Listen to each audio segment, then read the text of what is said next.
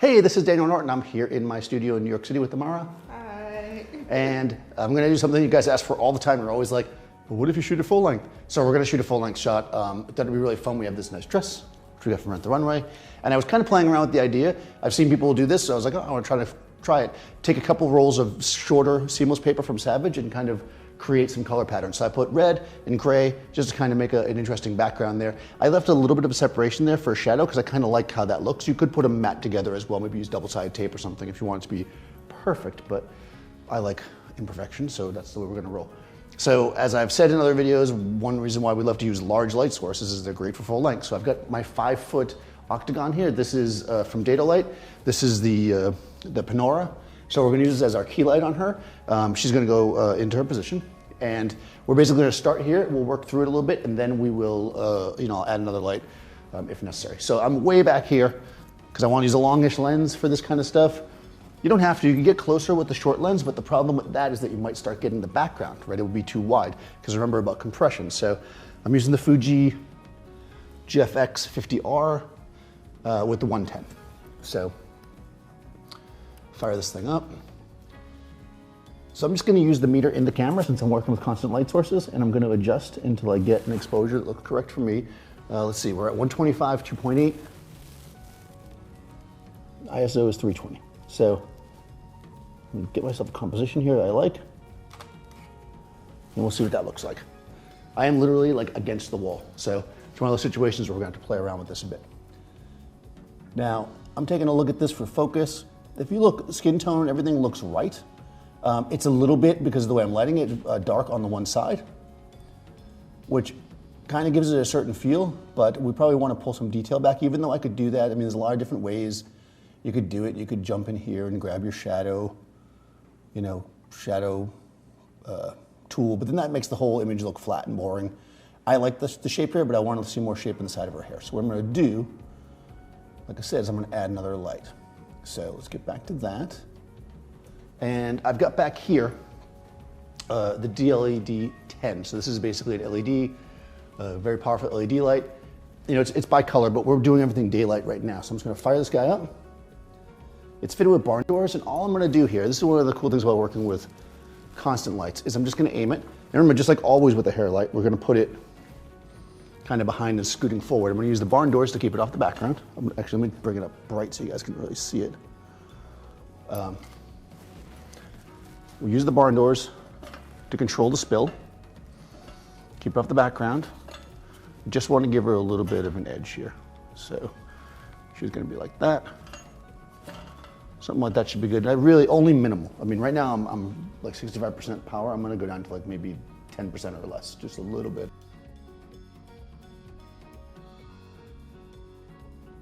Let's start there, that's 10%. So we'll do 10%. Let's see if that works for us, give us some dimensionality. And I'm actually gonna ask you to take just a tiny bit of a step backwards. The smallest step ever, there we go. Yep. I'm really tight here, guys. If you could get me like another few feet of studio space, that would be ideal, but since I can't. Actually, if it wasn't so warm, I would probably stand out on the balcony. There we go. And we can see, we compare these. Subtle, right? But you can see how it's just separating. And again, you can do it to taste. I like it to be pretty subtle because I want to keep it dark, but I'll just bring it up for you guys just for one. And actually, so that was 10. I'm gonna bring it up to 20. So we'll double the power, basically one stop. We'll see what that looks like. All right, see that's pretty bright. Good, good, good. Yeah, there we go. Even brighter. Actually, that looks pretty good. See here where it creeps through though, we're starting to get a highlight on the side of her face, which I don't necessarily like. So I think I'm gonna split the difference. And go with 15. All right, so we're at 15 now. Do one more test shot, make sure I like it, and then we can actually take some pictures, right? So here we go. That looks pretty good to me, exposure-wise. I'm just gonna look on the back of the camera, it's easier. Oh yeah, that looks really good. You can see, by the way, guys, I see my stands in there slightly. Well, the light's exactly where I want it, so I'm not gonna mess with that. If it was crossing her, I would I'd mess with it, but that's so easy to just deal with later that I don't want to move my light when I know it looks good. So let's shoot a few like this. Right, so we're gonna work the arms up and off the body a little bit. Good, like that. We wanna make sure that we can see the shape. There we go. That's it, turn a little more sideways with your body. Nope, the other way. There we go, perfect. Take your right arm and lift, there we go. So I wanna see some space, perfect, just like that. Good, good, good. Nice, nice, nice, beautiful. Not too high with the chin, come down a smidge. There we go, good. Face this way slightly, beautiful. Good, like that. You guys can see just cranking through these, taking some nice exposures. Looks really good. All right, let's take a quick peek. Nice. Perfect. Exposure looks good. She looks great. You can see different shapes of the body. I kind of like how the hair is falling behind her. If you don't like that, guys, just be wary of that when you're shooting and just have her move it. I like it, so it's gonna stay. And that's good. But now that I have this set up here, it's already looking really good, and I know that I said that I was gonna do the full length, and we did that, right? That was full length. I want to get a closer shot because I want to just play with the background difference like I talked about. So I'm actually just going to grab my camera. Now,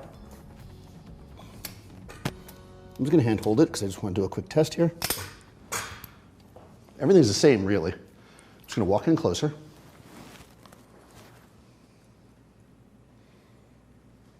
A little bit less. I'm positioning her on the gray. There we go. So at this angle, the backlight is really hitting her a lot more. I want to see if I like it. It might be a bit much. To my eye, it looks a bit bright. Yeah, a little bit. So I'm actually going to come here, and I'm going to dial this guy down. I'm actually going to go down to 5. I just want a smidge. I want this one to be a little more contrasty, but I'm also going to open up to F2, and I'm going to go 250. I'm going to go really shallow here. See what we get. Oh yeah. Let's take a peek just to make sure everything looks the way we like it. Yeah, wow, okay, F2 is really shallow. Just focus there, okay. I'm gonna really watch that focus. Yeah, okay, good. Here we go. So I hadn't moved the focus spot before, guys, because as you know, I usually focus and recompose, but I'm gonna actually put it right on her eye so I don't have to do that. Blinked, but we'll just take a quick look. Nope, we didn't. There we go. Beautiful. Love the contrast. And of course, I intentionally I'm actually going to leave some headroom here, guys, and crop after the fact, because it's just easier with the focus spot to keep it right there. And I got 50 megapixels, I'm not that worried about it. One more. Got it. Perfect. I'm going to do 1 3/4 shot. That's good. Oh, that's perfect. Hold. Bring your face slightly this way. Good, right there, hold. One more.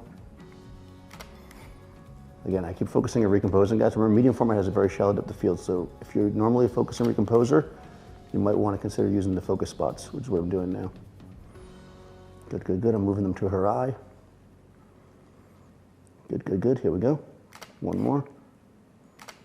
Beautiful. All right, let's take a peek. Oh yeah, it's nice as well. Beautiful. Looks good. Oh yeah, guys. So we got a few different, feels here. You got the closer shot, and you've got the more conventional, full length shot, and then at the end we shot that little bit of kind of 3/4 feel to give us a different look there. I'm kind of liking this mixed background color thing, so I may do this some more. It's fun, right? One problem people have is that if they don't have a lot of space, they can't buy the big 9-foot rolls of paper. So they buy the short ones, which even though I have space for the long ones, I kind of like the short ones. It gives me more options. So sticking them together can actually give me, I don't know, I think they're about 5 feet normally, so this gives me like about 7 or 8 feet and kind of has an interesting feel to it. So experiment, guys. Remember, when you're shooting full length, give yourself enough space. If you shoot with a wide angle lens just to do that, you're going to end up throwing the background, right? It's a problem. You're not going to be able to fit the subject on the background. So you want to use a longer lens, compress your space, so you can keep her on the background, light her head to toe, make it look good, have some separation, and add some style to it. Just because it's full length doesn't mean you just back your light up and get a big flat light. That's boring, right? Have some interesting light even when you're full length. So I will put Amara's information in the description so you guys can follow her. Be sure to follow me, Daniel Norton Photographer. Subscribe to Adorama TV, hit the bell and everything, and I'll see you next time on set.